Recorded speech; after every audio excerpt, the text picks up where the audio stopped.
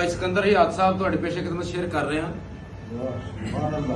ਫਿਤਰਤ ਨਹੀਂ ਕਿਸੇ ਦੀ ਬਦਲ ਸਕਦੀ,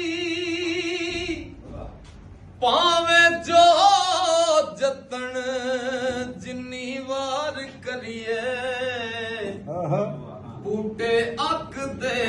ਅੰਬ ਨਹੀਂ ਦੇ ਸਕਦੇ, ਭਾਵੇਂ ਪਿਉਂਦ ਤੇ ਪਿਉਂਦ ਹਜ਼ਾਰ ਕਰੀਏ, ਬੂਟੇ ਅੱਕ ਦੇ ਅੰਬ ਨਹੀਂ ਦੇ ਸਕਦੇ,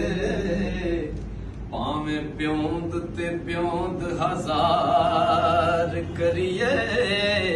ਹੁੰਦਾ ਪੂੰਡ ਤੇ ਪਾਰ ਵਿੱਚ ਫਰਕ ਬੜਾ, ਸੋਹਣੀ ਸੂਰਤ ਤੇ ਨਾ ਇਤਬਾਰ ਕਰੀਏ, ਕਸੂਰਮੰਦ ਆਖਰ ਡੰਗ ਮਾਰ ਜਾਂਦਾ, ਨਾਲ ਸਭ ਦੇ ਜਿੰਨਾ ਵੀ ਪਿਆਰ ਕਰੀਏ।